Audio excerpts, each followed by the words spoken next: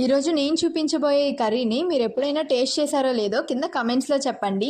Video start చేసే ముందు ఒక చిన్న లైక్ ఇచ్చి సబ్స్క్రైబ్ చేసేసుకోండి. లేట్ చేయకుండా సూపర్ టేస్టీగా ఉండే ఈ దబ్బ కర్రీ ఎలా చేయాలో చూసేద్దాం రండి.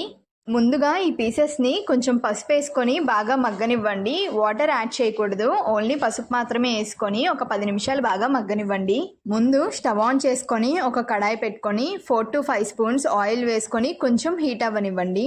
దానిలోనే ముందుగా కట్ చేసి పెట్టుకున్న ఉల్లిపాయ ముక్కలు, పచ్చిమిర్చి, కరివేపాకు వేసుకొని ఉల్లిపాయలు గోల్డెన్ బ్రౌన్ కలర్ వచ్చేదాకా బాగా వేగనివ్వండి. ఉల్లిపాయలు బాగా వేగకపోతే కర్రీకి స్వీట్నెస్ వచ్చేసిద్ది, సో టేస్ట్ బాగోదు.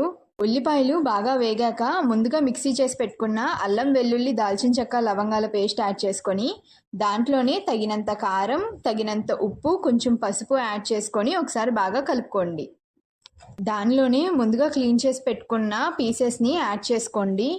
పీసెస్ని యాడ్ చేసుకొని ముక్కలు మునిగేదాకా వాటర్ కూడా యాడ్ చేసుకొని కారం సరిపోతే కొంచెం యాడ్ చేసుకొని ఒకసారి కలిపేసుకొని మూత పెట్టేసుకోండి. కర్రీ బాగా దగ్గరికి అయ్యేదాకా మగ్గనిచ్చి దానిలోనే తురుముకున్న కొత్తిమీర యాడ్ చేసుకొని 2 నిమిషాలు లో ఫ్లేమ్లో వేగనిచ్చి స్టవ్ ఆఫ్ చేసేసుకోండి. మన టేస్టీ దబ్బ కర్రీ రెడీ అయిపోయినట్టే. మీరు ఎప్పుడైనా ఈ కర్రీని కనుక టేస్ట్ చేస్తే కింద కమెంట్స్లో చెప్పడం అస్సలు మర్చిపోకండి. ఇలాంటి రెసిపీస్ కోసం మా ఛానల్ని సబ్స్క్రైబ్ చేసుకోండి. అలాగే మీ ఫ్రెండ్స్కి, ఫ్యామిలీస్కి షేర్ చేయండి. Thank you for watching.